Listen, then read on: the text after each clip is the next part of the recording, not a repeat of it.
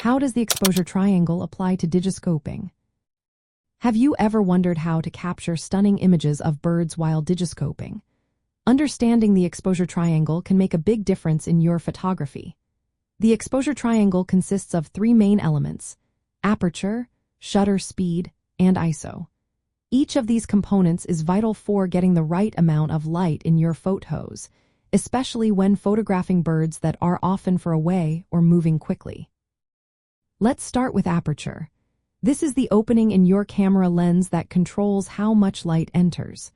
A larger aperture, which is indicated by a smaller f-stop number, lets in more light. This can be helpful in low light situations. However, a larger aperture also means a shallower depth of field. This can make it tricky to keep the entire bird in focus. On the other hand, a smaller aperture allows less light in but gives you a greater depth of field, which is useful for capturing the whole bird clearly. Next, we have shutter speed. This refers to how long the camera's shutter remains open when taking a picture. Faster shutter speeds are essential for freezing the motion of birds in flight, while slower speeds can create a blur effect that might be artistic but can also make your images look unsteady. When digiscoping, it is important to maintain stability.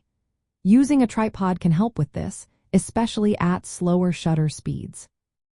Lastly, let's talk about ISO. This setting determines how sensitive your camera is to light.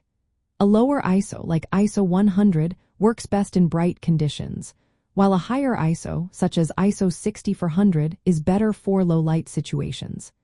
However, increasing the ISO can introduce noise into your images, which can reduce their quality.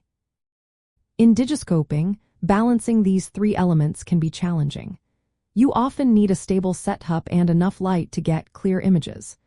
Because you may be using a camera with a spotting scope or binoculars, camera shake can be a concern.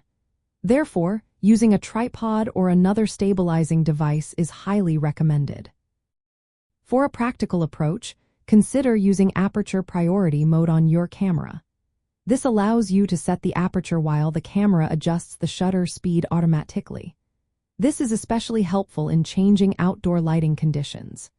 If you are using a smartphone for digiscoping, remember that its compact size makes it easy to handle, but you will need to be careful to avoid shaking the camera. By understanding the exposure triangle and applying these techniques, you can significantly improve your bird photography while digiscoping. Adjusting your settings based on the lighting and using the right equipment will help you capture those breathtaking moments in nature.